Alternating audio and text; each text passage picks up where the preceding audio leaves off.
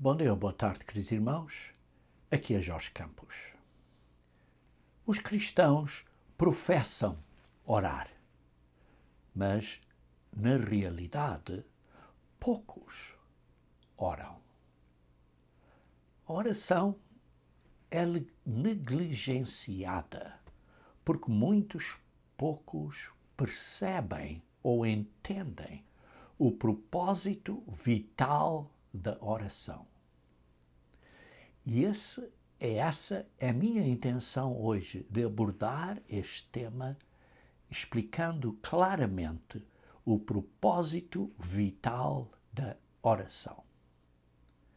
A oração, de uma maneira geral, degenerou em um ritual de palavras, uma forma, uma cerimónia, uma vã liturgia de fraseologia hipócrita, ou de repetição, ou uma obrigação que muitas pessoas não entendem e que não entendem o propósito da oração.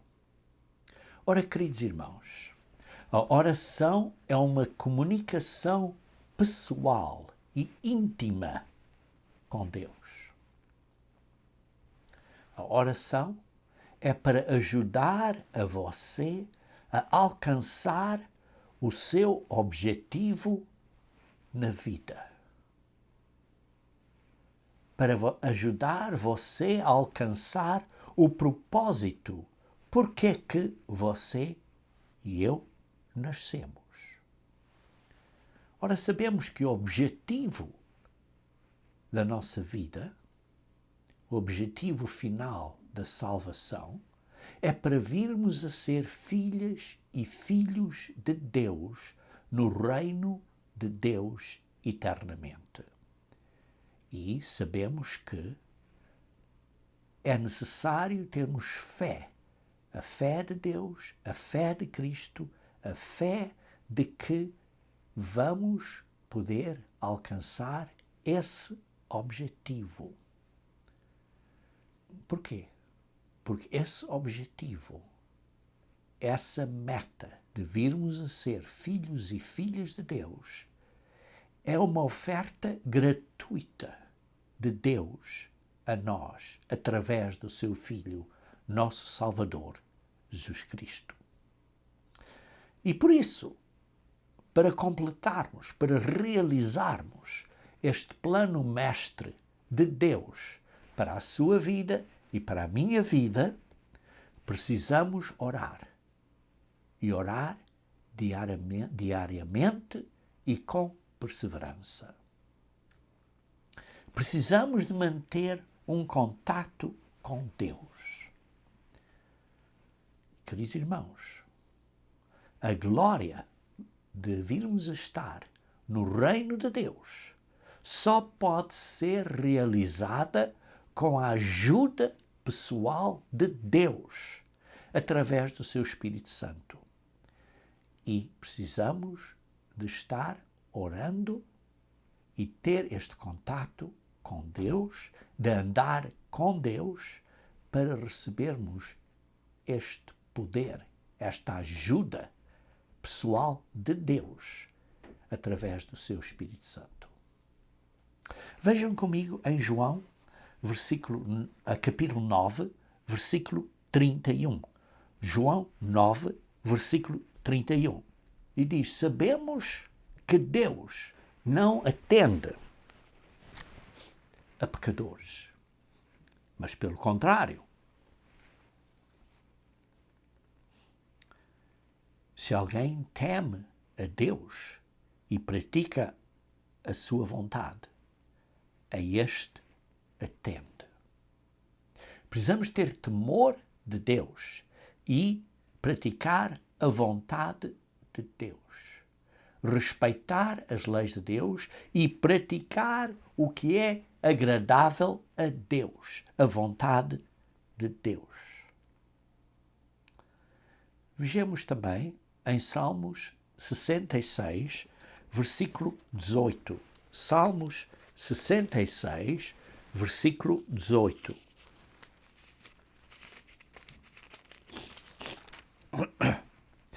Se eu no coração contemplara a verdade, o Senhor não me teria ouvido. Então, estamos a analisar acerca de um ponto íntimo do coração. Um ponto íntimo no nosso coração. Porque como lemos, Deus não ouve os pecadores, mas no nosso coração, o nosso desejo tem que ser temor a Deus e fazer a vontade dele. E é o que diz aqui, se não, como diz no versículo 18 de Salmo 66, se eu no coração contemplar a vaidade, se eu no coração atender à iniquidade, como lemos na Almeida Revista e Corrigida, o Senhor não me ouvirá e não ouvirá você. Vejam também em Tiago, capítulo 5, versículo 16. Tiago, capítulo 5, versículo 16. Tiago 5, versículo 16. Confessai, pois, os vossos pecados. Temos que confessar a Deus. Temos que estar em comunicação com Deus, em oração com Deus. E confessar. Com licença.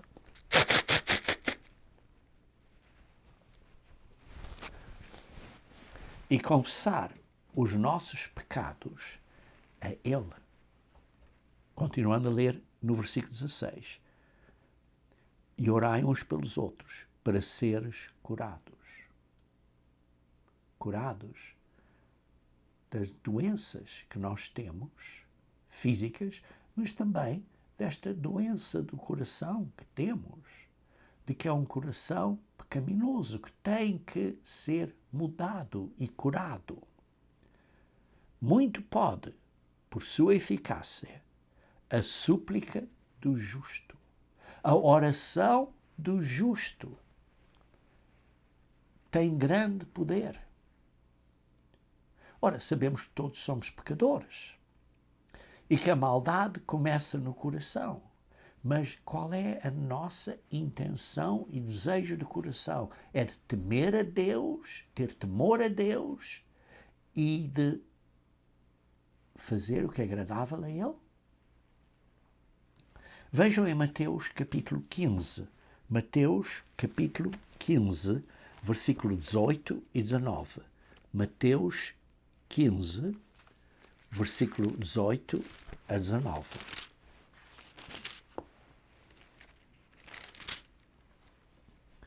Mas o que sai da boca vem do coração.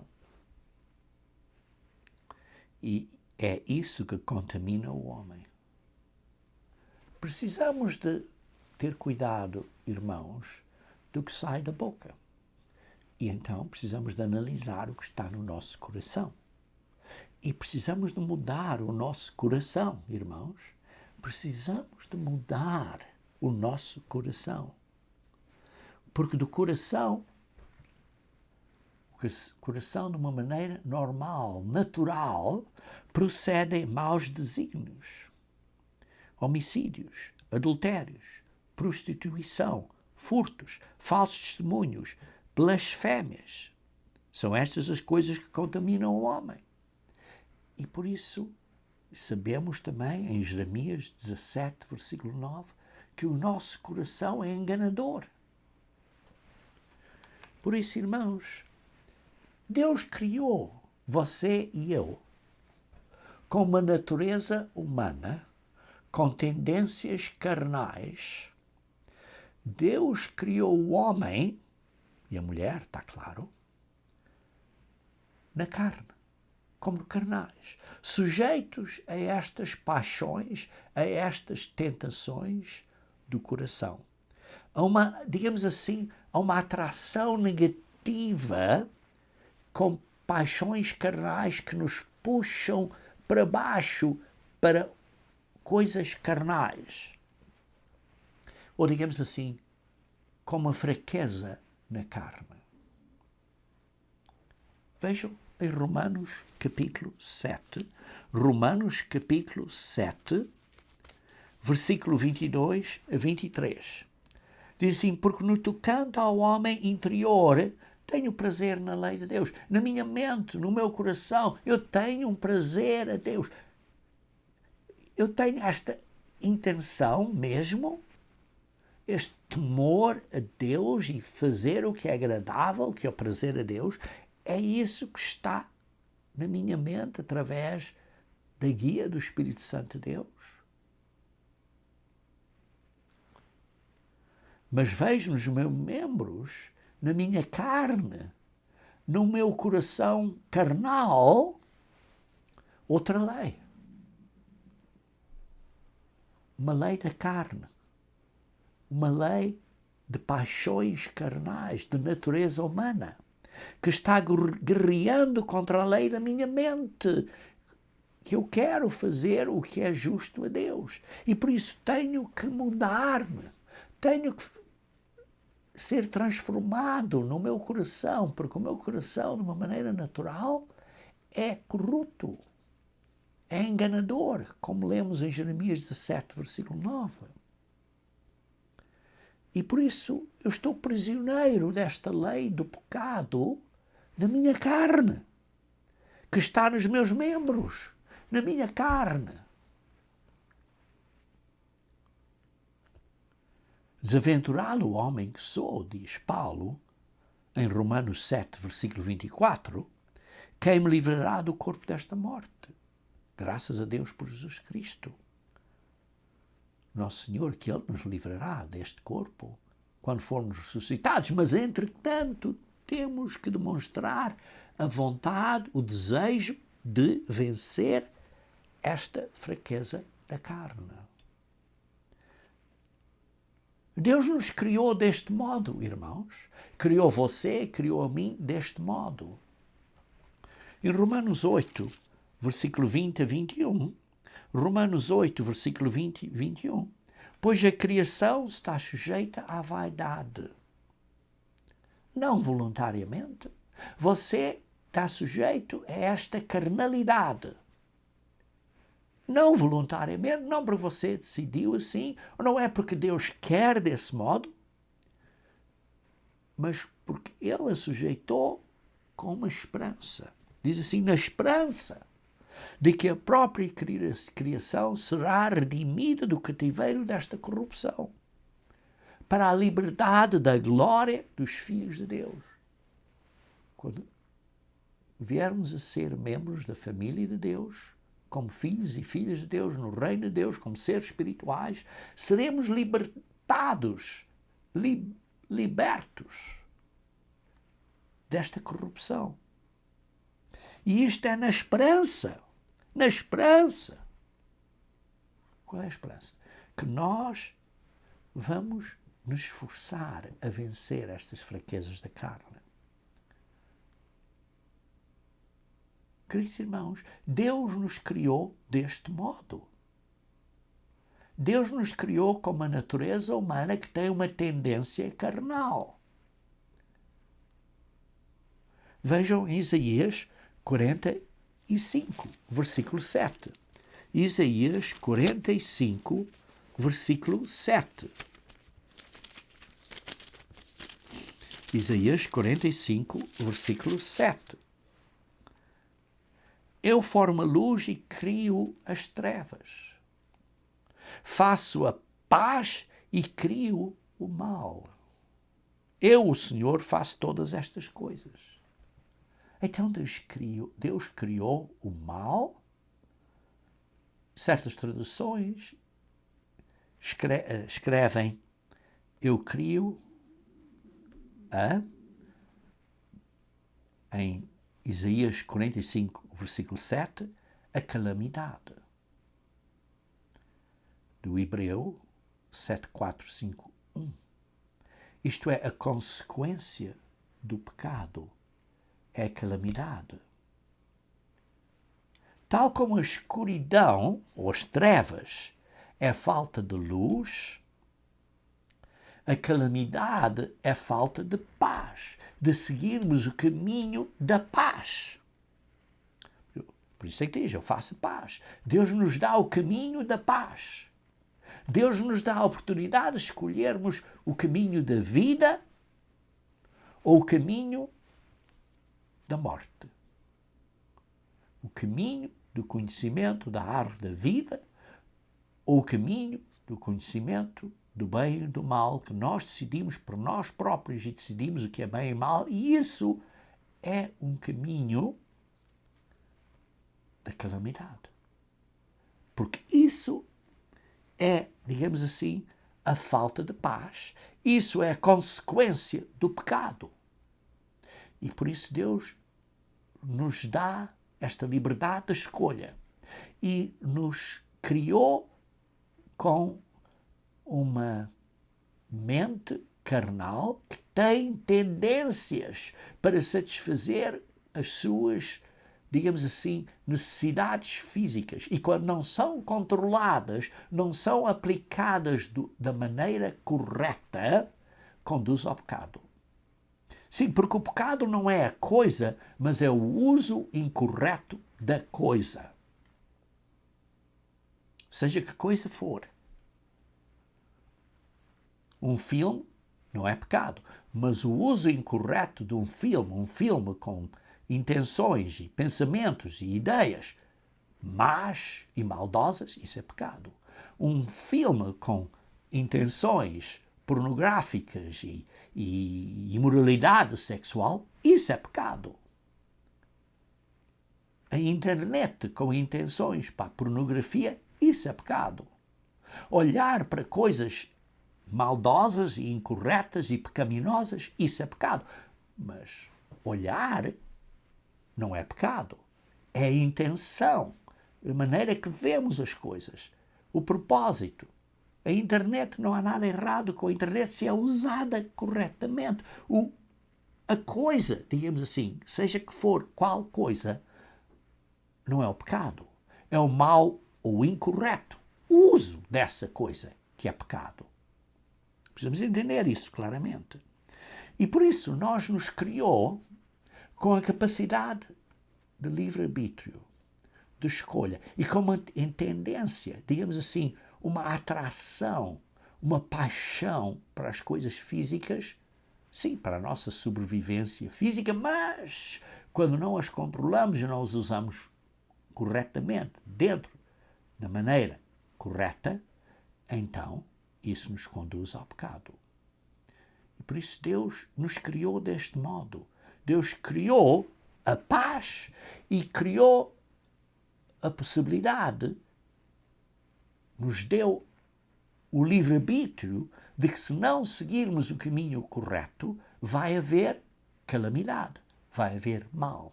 Deus criou esta possibilidade para vencermos, para demonstrarmos um desejo, uma perseverança de vencer as coisas da carne, para demonstrarmos que queremos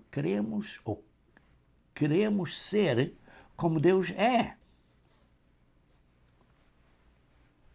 Vejam em Lucas capítulo 12, versículo 32. Lucas capítulo 12, versículo 32. Lucas capítulo 12, versículo 32.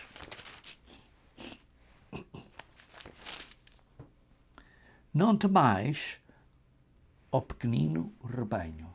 Queridos irmãos, na realidade, os verdadeiros membros da Igreja de Deus são um pequenino rebanho neste mundo de Satanás.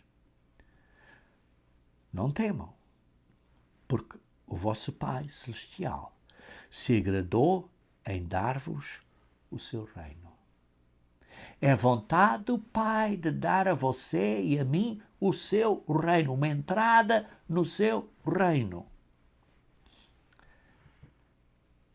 Em que aí seremos livres desta vaidade e corrupção. E Deus é todo-poderoso. E Ele vai alcançar essa meta. Porque Deus sabe como somos feitos. Somos feitos do pó da terra. Leia em Salmos 103, Salmos 103, versículo 14. Salmos 103, versículo 14. Pois Ele conhece a nossa estrutura e sabe que somos pó. Somos poeira. Somos pó da terra, irmãos. Não somos nada especiais. Somos pó. Foi assim que Deus nos fez.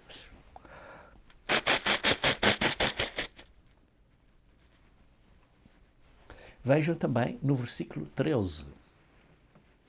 Como um pai se compadece dos seus filhos, assim o Senhor se compadece dos que o temem. Precisamos ter o temor de Deus. Temor a Deus, respeito a Deus. E Deus se compadece de nós. Ele tem piedade de nós. Vejam no versículo 17. Mas a misericórdia do Senhor é de eternidade a eternidade sobre os que o temem, e a sua justiça sobre os filhos dos filhos, sobre os netos e os bisnetos. Deus nunca para de ser misericordioso a todos nós, aos nossos filhos, netos e bisnetos. Sim, somos pecadores. Mas não devemos estar desencorajados se tememos a Deus e queremos mudar, porque Deus nos dá o poder para vencer as nossas fraquezas. Veja no versículo 10 e 11 do mesmo capítulo de Salmos 103. Não nos trata segundo os nossos pecados, nem nos retribui consoante as nossas iniquidades. Pois quanto o céu se alteia acima da terra, assim é grande a sua misericórdia para com os que o temem.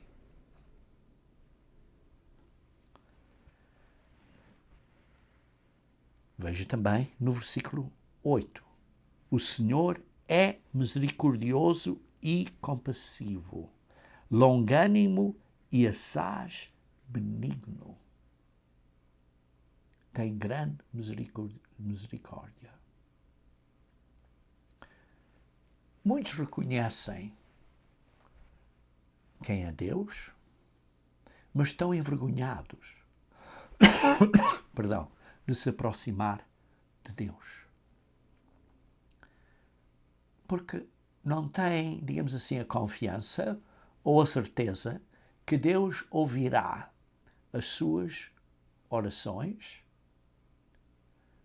por causa de pecados que fizeram ou que tenham feito. E por isso, porque não nos aproximamos de Deus e pedimos perdão e confessamos, porque não fazemos isso, os nossos pecados permanecem.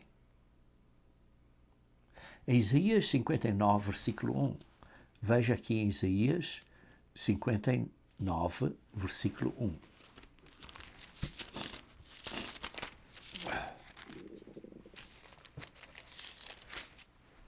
Eis que a mão do Senhor não está encolhida, para que não possa salvar, nem surdo o seu ouvido, para não poder ouvir.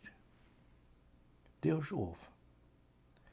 Deus ouve se nos aproximarmos dele com temor, com respeito, pedindo perdão. Ele nos ouve. Mas se você tem vergonha e se recusa de pedir perdão e de confessar os seus pecados, então Deus não o ouve. Ora, queridos irmãos, perfeição não vem imediatamente. Não vamos ser perfeitos como um interruptor liga e desliga a luz. Não é assim. Leva tempo. leva tempo. A nossa natureza humana, sim, tem que ser mudada. E só Ele, Deus, pode nos perdoar e mudar. Mas precisamos de pedir a Deus ajuda. Precisamos de orar. Vejam em Provérbios 28, versículo 13. Provérbios 28, versículo 13. O que encobre as suas transgressões jamais prosperará. Como é que você encobre as transgressões? Porque você não está a confessá-las a Deus. Ora, Deus está claro, vê tudo e sabe muito bem, mas nós temos que ter a coragem, em vez de ter vergonha, temos que ter a coragem e confessar a Deus. Por isso é que diz, mas o que confessa e deixa, temos que nos esforçar para deixar, alcançará a misericórdia. E isso requer ter temor e respeito a Deus. Por isso digo, perfeição não vem imediatamente, irmãos. Não vamos, de repente, ser perfeitos. Mas quer dizer que vamos, de vez em quando, ainda falhar. Mas a nossa intenção, no nosso coração, temendo a Deus, estamos orando e pedindo a Deus continuamente ajuda. Ajuda.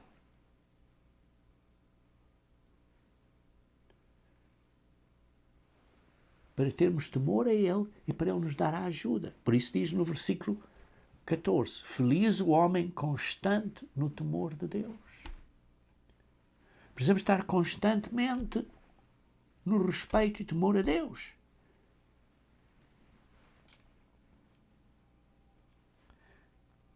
Veja em 2 Pedro, capítulo 3, versículo 9.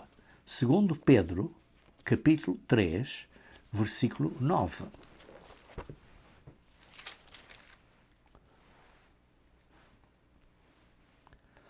Não retarda o Senhor a sua promessa, como alguns a julgam demorada. Pelo contrário, Deus, Ele é, ou Jesus Cristo, o Senhor, Ele é longânimo para convosco. É longânimo, é paciente para convosco, não querendo que nenhum, inclui você e eu, pereça. Deus não quer que você seja destruído no lago de fogo. Não quer. Mas Ele quer que todos cheguem ao arrependimento. Ele quer que todos nos arrependamos do que fazemos. Arrependemos do que fazemos e arrependemos do que somos, para mudarmos.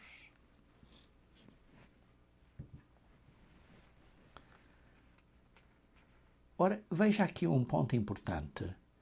Em Romanos capítulo 5. Romanos capítulo 5. Romanos capítulo 5, começando a ler no versículo 8.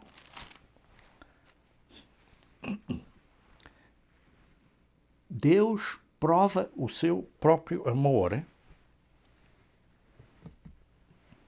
Deus prova o seu próprio amor, no versículo 8, para conosco pelo facto de ter Cristo morrido por nós, sendo nós ainda pecadores. Deus prova o seu amor porque nós ainda éramos pecadores, Ele perdoou os nossos pecados. Com licença.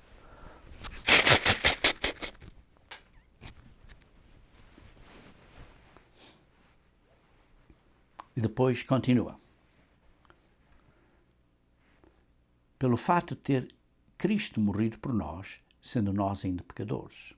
Logo, muito mais agora, sendo justificados pelo seu sangue, como somos, feitos justos perante Deus pelo seu sangue, seremos por ele salvos da ira. Seremos, futuro, salvos da ira. Porque se nós, quando inimigos, fomos reconciliados com Deus mediante a morte do seu Filho, muito mais, sendo já reconciliados, isto é, perdoados e há este relacionamento com Deus, seremos salvos pela sua vida. Futuro. Está aqui a falar no futuro. Seremos salvos pela sua vida. Entendemos o que está aqui a dizer? Seremos salvos pela vida de Jesus Cristo.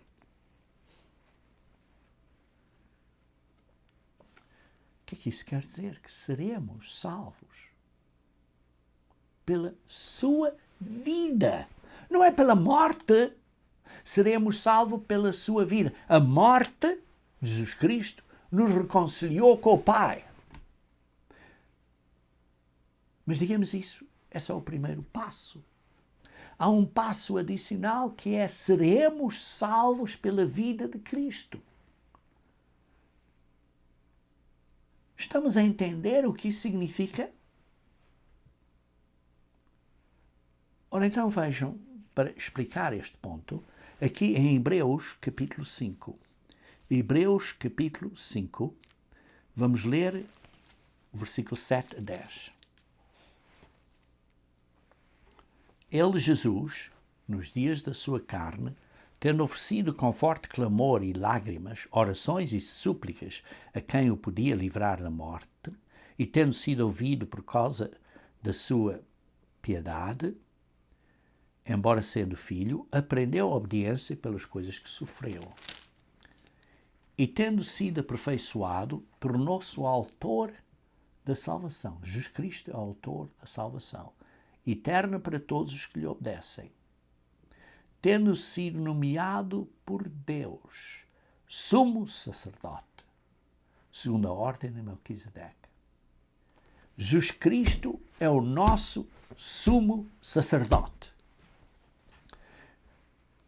Queridos irmãos, o entendimento da obra do sumo sacerdote é a chave para entendermos porque é que somos salvos pela sua vida. Queridos irmãos, Jesus Cristo agora, após ter sido ressuscitado, subiu ao céu, está ao lado direito do Pai e tem uma grande responsabilidade agora como nosso sumo sacerdote. Precisamos de entender isto. Ora, vejamos também em Hebreus capítulo 4, versículo 16. Hebreus capítulo 4, versículo 16. Acheguemo-nos, portanto, confiadamente junto ao trono da graça, que é o trono de Deus, com Jesus Cristo à sua destra, ao seu lado direito, a fim de recebermos misericórdia e acharmos graça para socorro em ocasião oportuna, quando precisamos dele, dessa misericórdia. Cheguemos-nos, portanto, confiadamente ao trono da graça. Como é que podemos nos chegar ou aproximar ao trono de Deus no céu? Como? E não só chegarmos confiadamente, com confiança. Não é com medo, com vergonha, mas é confiadamente. Para recebermos graça quando precisamos. Para recebermos socorro, ajuda quando precisamos.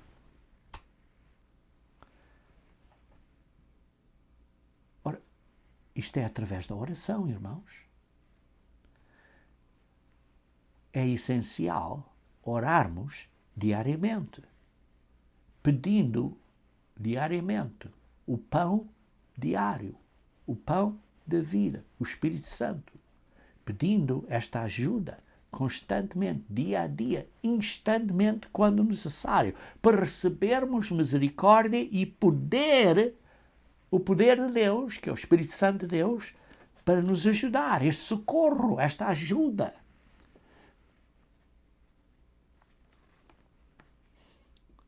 Esta ajuda divina. Porque nós necessitamos desesperadamente esta ajuda divina para não nos desviarmos do seu caminho de amor. Nós necessitamos seu misericordioso perdão quando falhamos. Veja em Mateus capítulo 6, versículo 6. Mateus 6, versículo 6. Mateus 6, versículo 6, Jesus Cristo disse, Mateus 6, versículo 6, acerca da oração,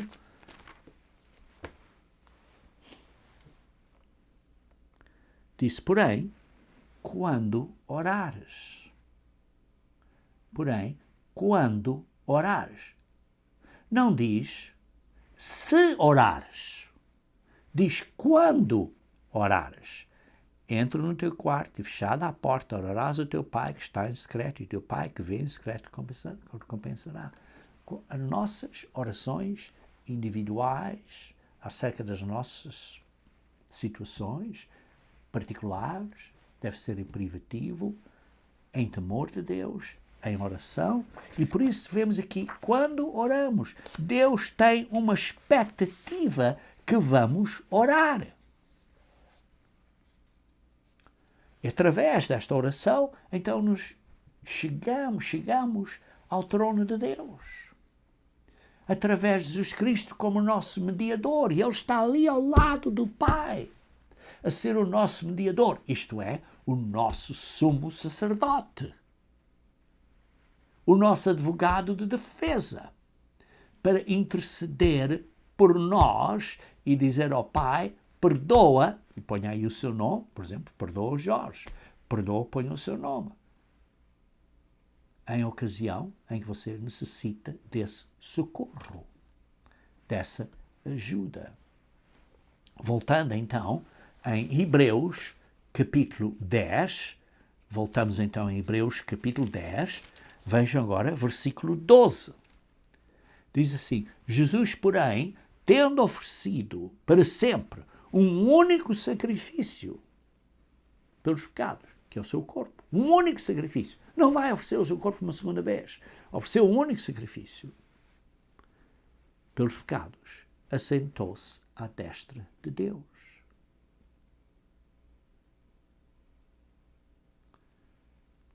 Agora, mantenham o dedo aí em Hebreus 10, porque vamos voltar a Hebreus 10, mas vejam agora Romanos capítulo 8.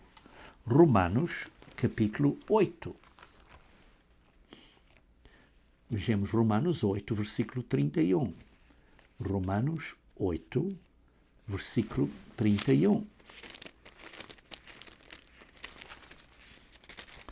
Romanos 8, versículo 31. Que diremos, pois, à vista destas coisas? Se Deus é por nós, quem será contra nós? Queridos irmãos, vimos que Deus tem compaixão para conosco. Deus nos criou deste modo. Deus sabe muito bem o que você está a passar, porque Jesus Cristo, que nos criou, debaixo da autorização e do plano de Deus, Jesus Cristo, tudo foi criado por Ele, por meio dele. Se Ele está por nós, quem estará contra nós? Desde que nós tenhamos temor dele. Aquele que não poupou o seu próprio filho, isto é o Pai, que não poupou o seu próprio filho, antes por todos nós o entregou Jesus Cristo por causa de você e de todos nós o entregou. Porventura não nos dará preciosamente com ele todas as coisas. Não nos vai dar todas as coisas tal como deu a Cristo. Vamos ser co-herdeiros com Cristo. Quem intentará acusação contra os eleitos de Deus? Sim, o diabo vai acusar a você, mas quem é que vai acusar-nos? É Deus quem nos justifica. Como? porque nos deu o seu Filho, e o seu Filho está agora vivendo ao lado do Pai, deu a vida dele por nós e ele está agora como nosso sumo sacerdote, como nosso advogado de defesa, a dizer, ponha o seu nome aí, a dizer, olha, perdoa o Jorge. Porque ele teme a você, mas falhou. Porquê? Porque a perfeição não vem de um dia para o outro. Estamos a aprender e a crescer. Quem os condenará? Quem é que vai condenar a você? É Cristo quem morreu. Ou antes, quem ressuscitou. É esse que está a viver ao lado do Pai, o qual está à direita de Deus. E também está a interceder por nós. Ele é o nosso sumo sacerdote. E seremos salvos pela sua vida, porque está a interceder por nós, porque ressuscitou e está ao lado do Pai, está a interceder por nós, como nosso sumo sacerdote. Vejam, voltando então a Hebreus capítulo 10, versículo 14. Porque com uma única oferta do corpo dele, da vida dele, de Jesus Cristo, uma única oferta, só fez isso uma vez e não fará uma segunda vez, aperfeiçoou para sempre este ato de uma oferta, nos aperfeiçoará para sempre, porque esta oferta é completa. Quantos estão sendo santificados? Quantos estão sendo santificados? Como vemos na Almeida Revista Atualizada, na nova versão internacional, na nova versão transformadora, estão sendo presente, contínuo. Estão sendo santificados. Porquê? Porque nós temos temor a Deus, não somos ainda perfeitos, mas quando falhamos, nos aproximamos do trono de Deus, confessamos, e então Ele, como nosso sumo sacerdote, nosso advogado de defesa, nos defende das acusações de Satanás. Veja no versículo 19, Hebreus capítulo 10, versículo 19. Tendo, pois, irmãos, intrepidez para entrar nos Santos Santos. Por isso tenham coragem, tenham confiança para entrar no trono de Deus, no céu. Como é que você entra no trono de Deus hoje? Não é fisicamente, mas é espiritualmente pela oração. Através do sangue de Cristo. Porque o sangue de Cristo nos abriu esta porta, podermos entrar no Santo dos Santos, no trono de Deus. Porque isto é um novo e vivo caminho que Ele, Jesus Cristo, nos consagrou pelo véu, isto é, pela sua carne. Pelo que Ele sofreu e que Ele morreu, pelo seu corpo. Abriu esta porta. E tendo nós, agora, grande sacerdote sobre a casa de Deus, que é Jesus Cristo. Aproximemo-nos do trono de Deus, nas nossas orações, com sincero coração. O nosso coração tem que mudar. Em plena certeza da fé. Não devemos ter dúvidas. Não devemos vacilar.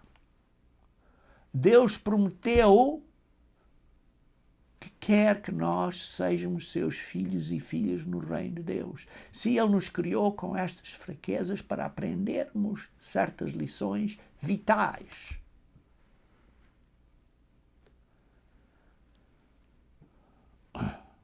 E por isso, aproximemo-nos com sincero coração, em plena certeza da fé, tendo o coração purificado de má consciência e lavado com água pura, que é o Espírito Santo de Deus. A lavagem do Espírito Santo de Deus.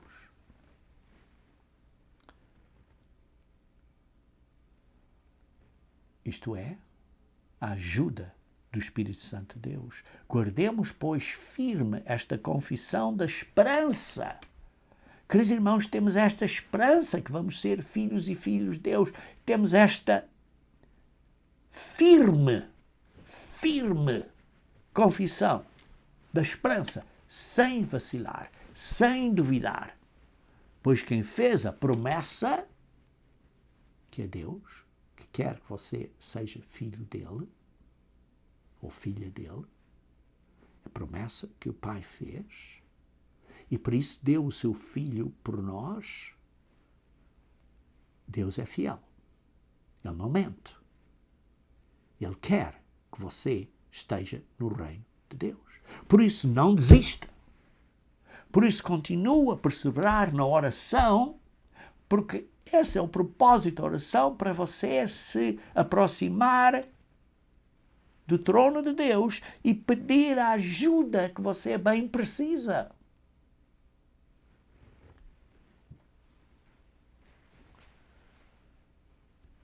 Vejam em Romanos capítulo 3, versículo 23 e 24. Romanos 3, versículo 23 e 24. Pois todos pecaram. Sim, todos pecamos, irmãos, e carecem da glória de Deus. Mas somos justificados gratuitamente pela graça de Deus, mediante a redenção, o pagamento e a compra da nossa vida de volta, o pagamento pela sua vida que há em Cristo Jesus. Por isso, irmãos, somos justificados gratuitamente. Na realidade, irmãos, temos uma eternidade linda, dourada, à nossa frente, na alegre família de Deus. Se apenas tivermos temor de Deus e tivermos confiança no enorme poder de Deus e perdão de Deus. E isso é possível através da nossa oração a Deus, demonstrando, confessando e pedindo ajuda quando oramos. E, queridos irmãos, esse é um dos propósitos da oração. Caso contrário, se não pedirmos a Deus a ajuda dele, vamos falhar. Porque não podemos fazer isto por nós próprios. Em Salmo 27, versículo 1, Salmo 27, versículo 1 diz: O Senhor é a minha luz e a minha salvação. De quem terei medo? Queridos irmãos, Deus é a nossa salvação. Veja em Salmos capítulo 3, versículo 8. Salmos capítulo 3, versículo 8.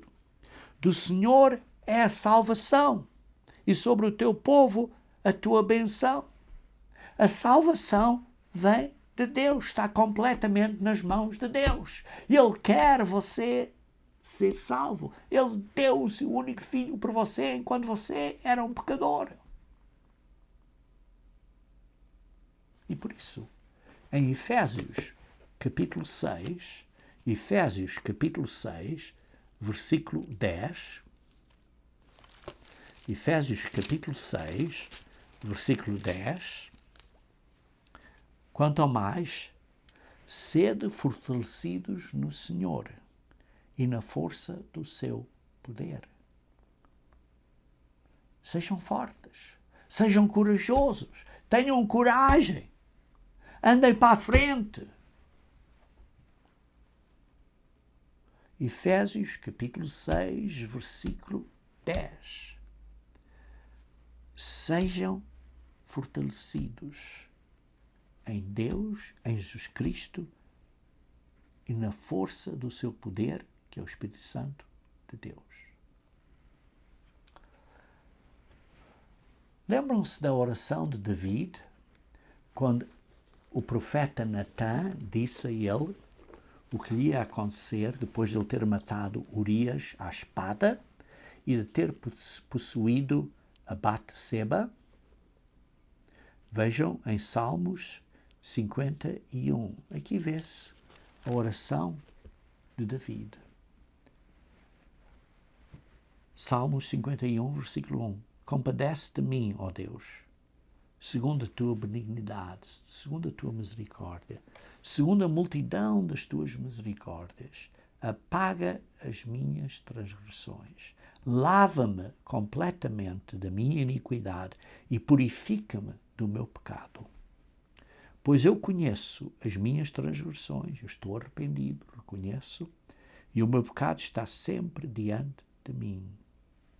Por isso quero me arrepender e quero mudar, e o meu coração está diferente. O meu coração tem temor a Deus. É basicamente o que David está a dizer. Pequei contra ti somente. O nosso pecado é contra Deus. Temos que confessar a Deus e mudar. E fiz o que é mal perante os teus olhos, de maneira que serás tido por justo no teu falar e puro no teu julgar. Veja então no versículo 10 a 12, continuando em Salmos 51. Cria em mim, ó Deus, um coração puro. Sim, porque, como lemos em Jeremias 17, versículo 9, o nosso coração é enganoso. Por isso está a pedir a Deus, através da oração, cria em mim, ó Deus, um coração puro. Renova dentro de mim um espírito inabalável. Não me repulses da tua presença, nem me retires o teu Santo Espírito, o Espírito Santo de Deus. Restitui-me a alegria na tua salvação e sustenta-me com um espírito voluntário.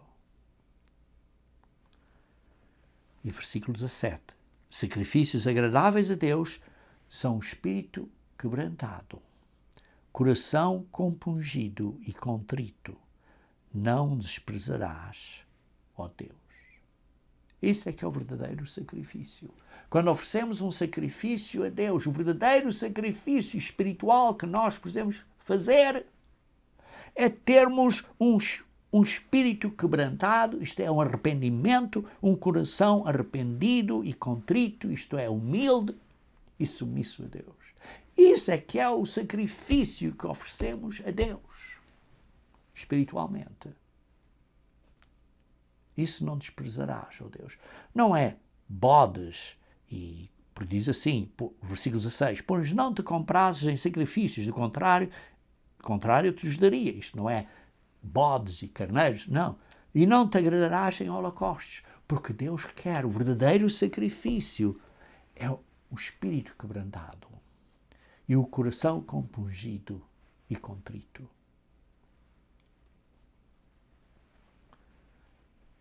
Então vemos em Salmos 34, versículo 4. Salmos 34, versículo 4 diz: Busquei o Senhor e Ele me acolheu. Livrou-me de todos os meus temores. E veja também no versículo 6. Clamou este aflito, este pobre, e o Senhor o ouviu e o livrou de todas as suas tribulações ou angústias. Queridos irmãos, Deus ouviu o David. Ele cometeu um grande pecado. Matou Urias à espada, possuiu a esposa dele, a Batseba.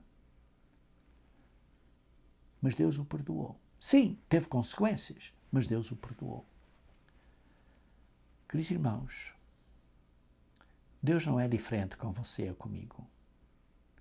A glória do reino de Deus só pode ser realizada com a ajuda pessoal de Deus, através do seu Espírito Santo. Mas precisamos de orar para receber o Espírito Santo de Deus. Queridos irmãos, para completarmos o plano mestre de Deus para a sua vida, para a minha vida, para a nossa vida, Precisamos orar e orar diariamente. Precisamos manter contacto com Deus. Esta oração de arrependimento, de confissão, pedindo de ajuda, de andar com Deus, é uma comunicação pessoal e íntima para ajudar você a alcançar o seu objetivo da sua vida. Veja em Romanos capítulo 12, versículo 12. Romanos 12, versículo 12. Romanos 12, versículo 12. Regozijai-vos na esperança. Queridos irmãos, temos uma grande esperança de sermos filhos e filhas de Deus e de estar no reino de Deus. Por isso estejam alegres nesta esperança e sejam pacientes nas suas dificuldades e tribulações. E na oração, estejam sempre a perseverar. Na oração, precisamos de perseverar nesta esperança. Este, irmãos, é o propósito da oração.